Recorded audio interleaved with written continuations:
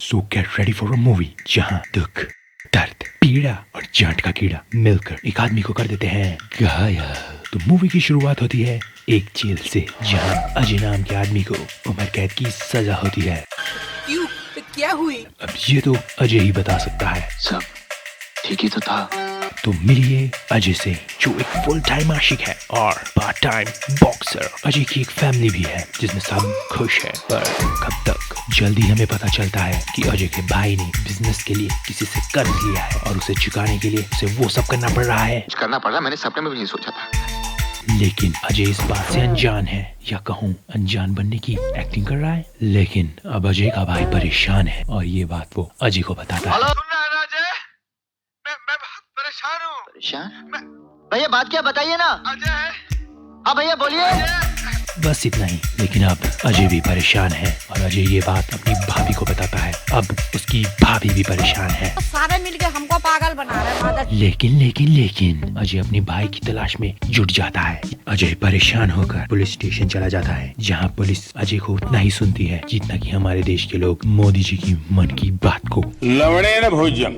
तो एंट्री होती है एक हमारे विलन की, जो कि एक ईमानदार आदमी है। लेकिन अजय जानता है कि उसका भाई बलवंत राय के पास है। अब अजय बलवंत राय से कहता है, अगर कल सुबह तक मेरा भाई वापस नहीं आया, मैं तेरा खून पी जाऊंगा साले।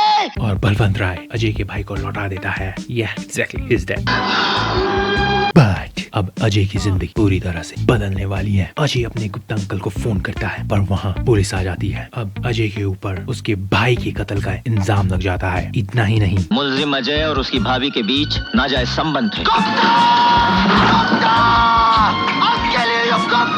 अब ये सब सुनने के बाद अजय की भाभी अजय सबसे बदला लेगा और इसमें उसकी मदद करेंगे। यह है मितवा। अपन तो अपने को फुटपाथ पे मिला था। वरदराज अपन साला मद्रास से आया था। राजन बेरी। कभी सोचा था कि डिग्री लेने वाले यही हाथ डकैती डालेंगे? लेकिन अजय किसी की मदद नहीं लेना चाहता। लेकिन सब जानते हैं कि अंदर से वो मदद लेना चाहता है। और कुछ ही समय बाद अजय और उसके साथियों को जेल से भागने का मौका मिल जाता है। अब जहां पुलिस मूतने में बिजी है, वहीं अजय और उसके साथी पुलिस का मूत निकाल देते हैं। अब पुलिस अजय को ढूंढने में लग जाती है और वहाँ अजय बलवंत राय के गुंडों और अड्डों को जलाना शुरू कर देता है और बलवंत राय को फोन करके कहता है, तो गया बेटे। और वहाँ अजय डांस के मजे ले रहा होता है। बड़ा हरामी हो। लेकिन अब बारी है गुप्ता अंकल की।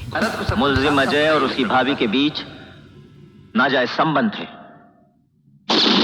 गुप्ता को मारने के बाद अजय पुलिस कमिश्नर के घर को अपना अड्डा बना लेता है। वहाँ बलवंत राय की फटकी 4 हो जाती है। अब इस केस को हैंडल करने के लिए एसीपी डिसूजा को बुलाया जाता है, जो कि एक ईमानदार ऑफिसर है। लेकिन अब बलवंत राय का कहीं आना जाना भी मुश्किल हो गया है और ये बात वो पुलिस कमिश्नर को बताता है। मुझे एक जरूरी मीटिंग पर जाना है और आपके ये डिसूजा साहब ये कह रहे हैं कि मुझे उनके साथ टैक्सी में जाना होगा और मेरी गाड़ी में मेरी जगह कोई और जाएगा। एंड अजय भी लाए। तो गया बेटे।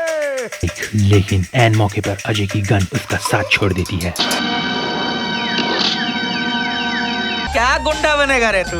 और बलवंत राय अपनी जान बचाकर निकल जाता है। लेकिन वहाँ अजय की गर्लफ्रेंड को कॉल आता है। देखिए ऐसा है कि पुलिस एक कार का पीछा कर रही थी। उस कार का एक्सीडेंट हो गया और 3 लोग मारे गए। में एक अजय मेहरा भी था। और ये सब बलवंत राय और एसीपी डिसूजा की चाल होती है। और वर्षा अजय को कॉल करती है। अबे जल्दी बोल, कल सुबह पनवेल निकलना है।